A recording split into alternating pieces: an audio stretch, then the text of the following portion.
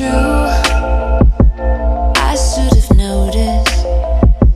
I should have spoken up before we got tangled in an empty love. Hey guys, welcome back to my channel. It is Evie here from LoveForDIY, and today I'm gonna be showing you how to make a macrame plant hanger. I love macrame and I wanted to be making this plant hanger for a while now. I love the vibe they bring to a space and how good they look with the plant in them. I'm really excited to show you how to make this macrame plant hanger. It is a very easy project and the end result will reward you for your effort. So, if you're excited like me, then definitely hit the like button and subscribe to my channel for more DIYs on a low budget. Well guys, let's begin. Grab a wooden or a metal ring and pass through 8 macrame strands, 4 yards each, until you reach the center of the strands. Then you have to make a gathering knot to join all of the cords. To be doing this, all you have to do is to take a piece of string that's about 2 feet long and place the one end below the wooden ring, hold it with your thumb and create a loop a couple inches down, and then take the longer side of the string and wrap it around all of the cords tightly.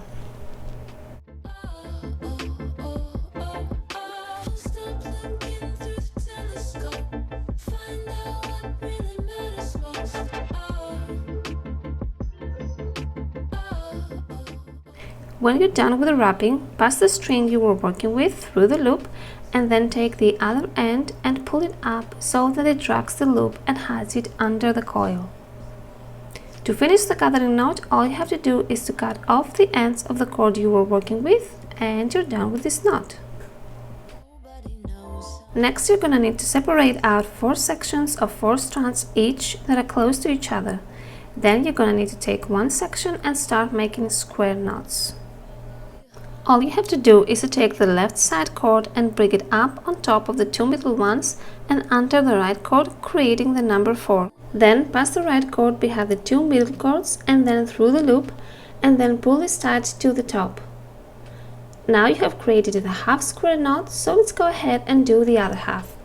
To be doing this, all you have to do is to take the right cord this time, bring it up on top of the 2 middle ones and under the left cord, creating a reverse number 4 this time. Then pass the left cord behind the 2 middle cords and then through the loop. After that, pull it tight to meet the other knot, and now you have created a completed square knot. Next, go ahead and make 15 square knots to the section you were working with, and then apply this pattern to the other 3 sections. Take the left string, place it on top of the middle strings and under the right one, and then pass the right string behind the 2 middle ones and then through the loop. Pull it tight and continue with the other half square knot. Now take the right string, place it on top of the 2 middle ones and under the left string, and then pass the left string behind the 2 middle ones and then through the loop.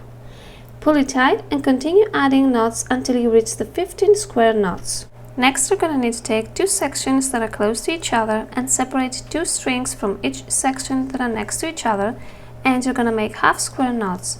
To be doing this, you're going to have to repeat the number 4 or the reversed number 4 for the knotting.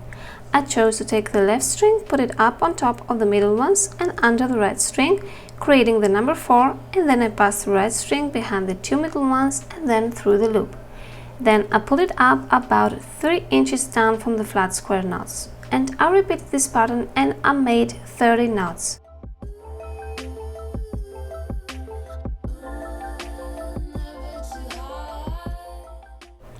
As you can see, this knotting creates a spiral form to the strings.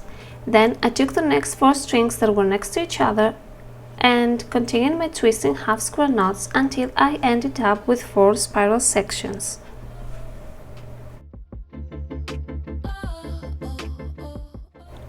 After that, you need to connect the spirals together, and all you have to do is to pick 2 of them that are next to each other and take the 2 cords of each spiral that are close to each other and create 2 square knots about 2.5 inches down from the spirals.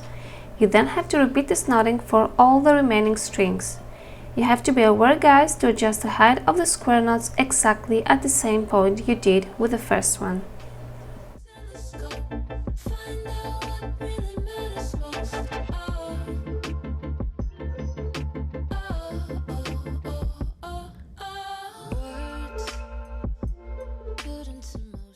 When you complete the first row, move on to the second one.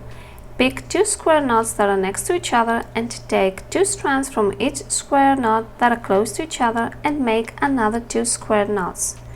Then finish another row of knots that are 2.5 inches down from the previous row, and keep going until you complete 3 rows. When you're done with the knotting, you're gonna need to make the final gathering knot about 1.5 to 2 inches down from the last row of your square knots. Gather all your cords together and place the one end of a 2-foot string on top of the cords and create a loop, and then wrap the string around the cords tightly and pass the end of the string you are working with through the loop, and then pull the other end up to catch and hide the loop under the coil. Then trim off the 2 ends with a pair of scissors, and in the end trim your fringe. I cut mine at 6 inches down from the gathering knot, and now it's ready to be hung. True, I should have noticed. I should have spoken up before we got tangled in an empty love. Take what you think you wanted. It doesn't do us good to memorize details of another time. Ooh. Guys, I hope you enjoyed today's video, and I hope I inspired you to make your own macrame plant hanger. If you're a little hesitated to get to work on macrame, all I would say to you is don't be afraid and go for it. In fact, you got everything you need in this video. It's not that hard as it may seem. Just follow my instructions, and once you get the hang of it, everything will flow. And if you have any question, let me know in the comment section down below, and I'll do my best to my ability to answer them all. I also want to encourage you to visit my Facebook page and share a photo of your own macrame plant hanger if it happens to make one. I'd love to see what you came up with. Also, don't forget to like this video and subscribe to my channel for more DIYs on a low budget.